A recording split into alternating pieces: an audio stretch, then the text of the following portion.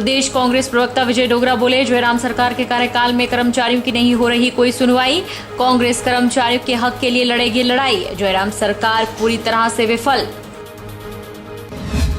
Kabaddi association में कथित तौर पर धांधली को लेकर छिड़ा विवाद। कबड्डी एसोसिएशन के प्रदेश महासचिव ने सभी आरोपों को बताया निराधार। कहा, अजय ठाकुर के पास अगर कोई सबूत है तो वह दिखाए।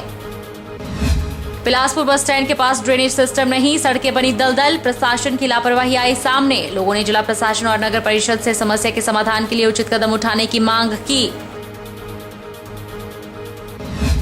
और मंडी में गुरुवार को आफत बनकर बरसी बरसात। जिला की 50 सड़कें हुई बाधित, बिजली आपूर्ति भी रही बाधित। जिला प्रशासन ने लोगों से दुर्घटना संभावित क्षेत्रों में न जाने की अपील की।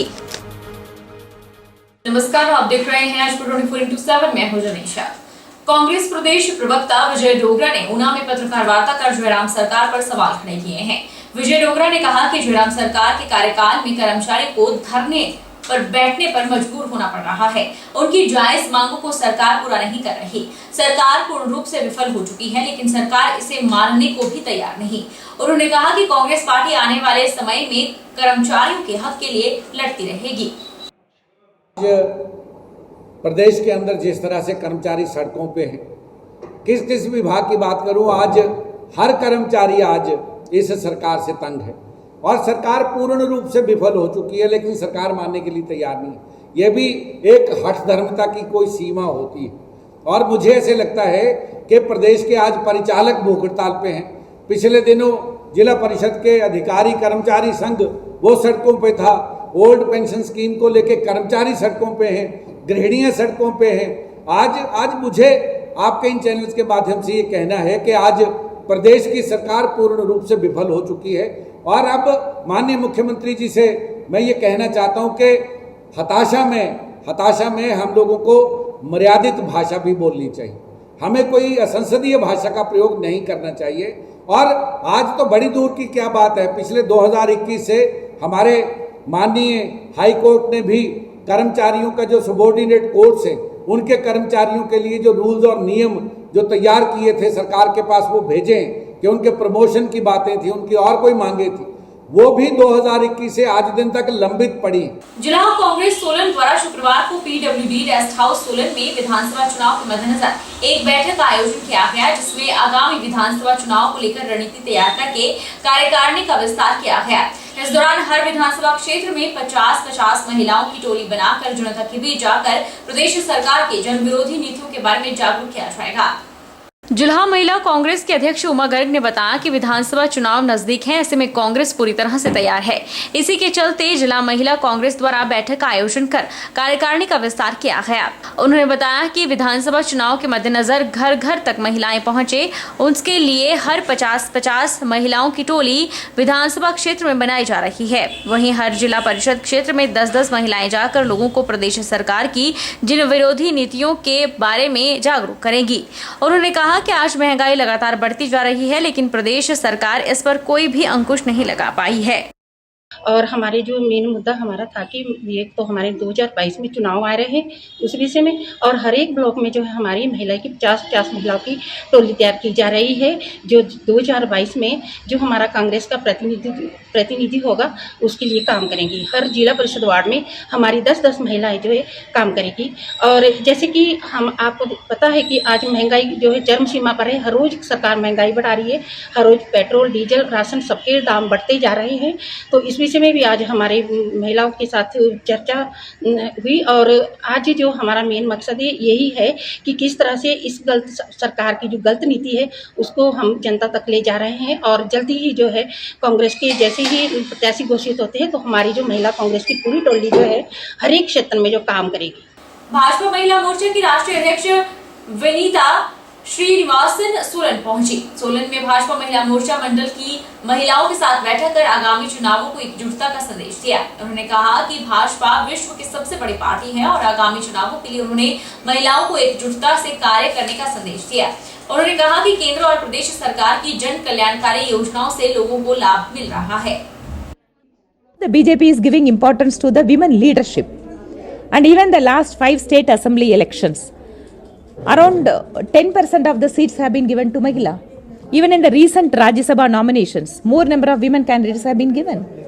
So like that, gradually, the Mahila Morcha is training our Mahila Karyakartas to occupy the important positions.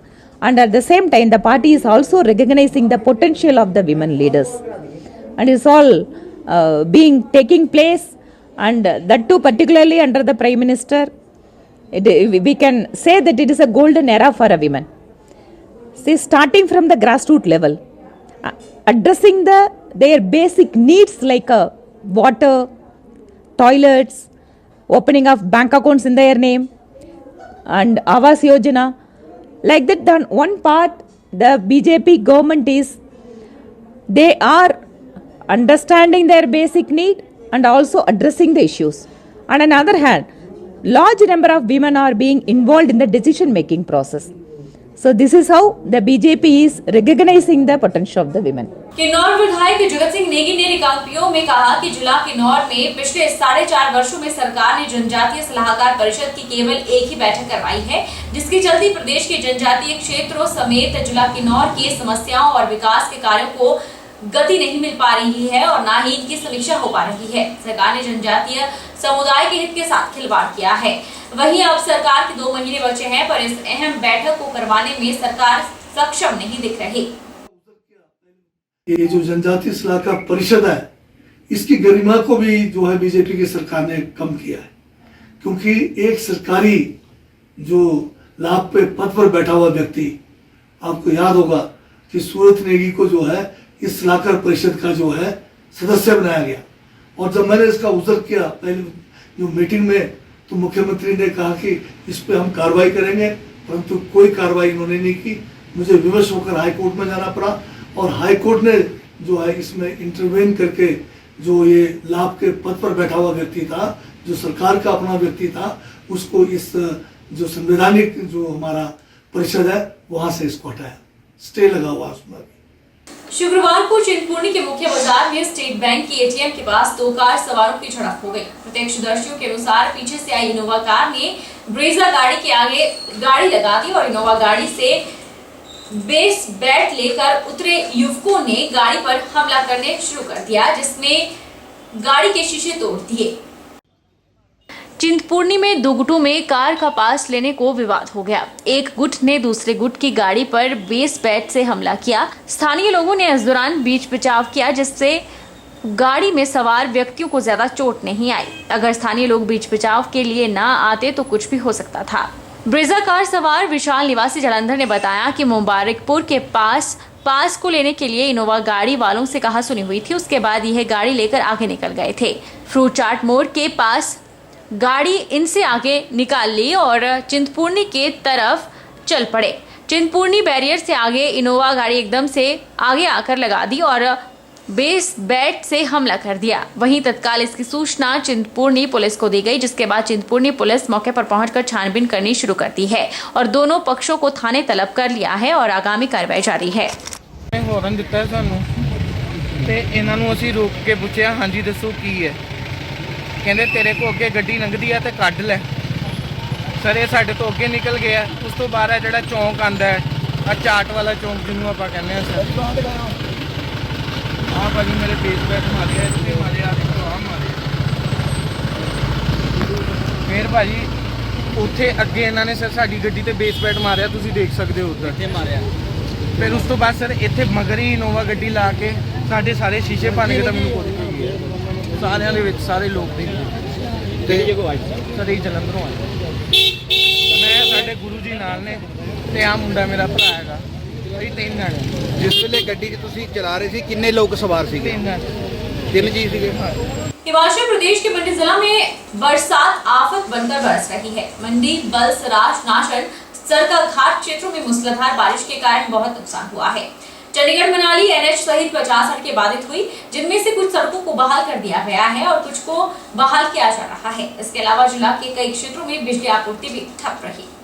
Himachal Pradesh की जिला मंडी में गुरुवार को बरसात आफत बनकर बरसी। भारी बारिश से नदी नाले उफान पर हैं। सुकेती खड्ड और ब्यास में जलस्तर बढ़ गया है और पंडोह डैम से भी पानी छोड़ा जा रहा है। बारिश से निजी और सरकारी संपदा को भी नुकसान पहुंचा है।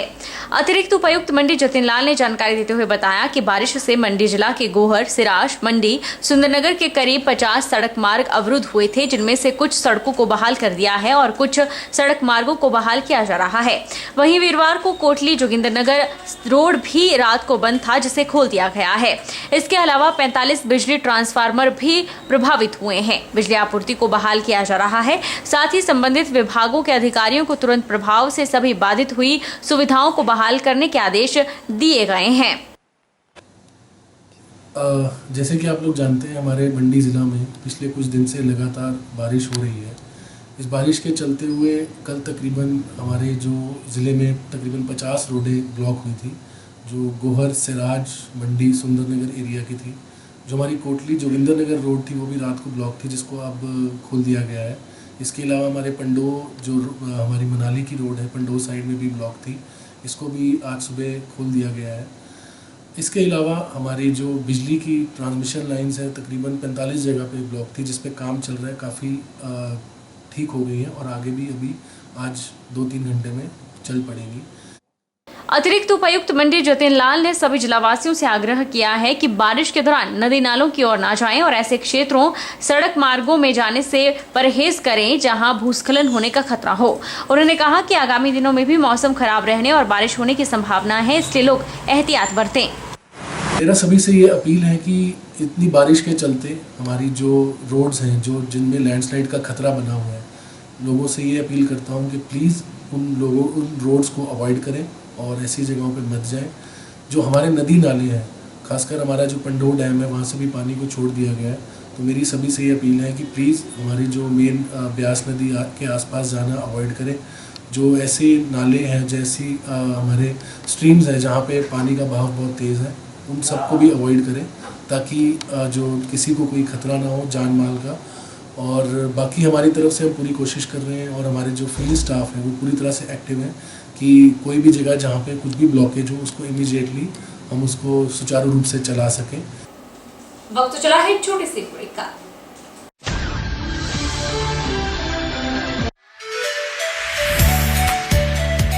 अभिलाषी ग्रुप ऑफ इंस्टीट्यूशन, नशोक, Mandi, Himachal Pradesh. Admission open 2022-23 for BTech, civil, electrical, computer science engineering, diploma, civil, electrical engineering, B pharmacy, regular and lateral entry, ANM, GNM, BSc, post basic BSc and MSc nursing, ITI in electrician, sanitary health inspector, solar technician, electrical, fitter, MSc physics, chemistry, botany and DLEd, JBT and B.Ed at Abhilashi College of Education, the only B.Ed college in Himachal Pradesh with NAC A grade. Scholarship assistance available.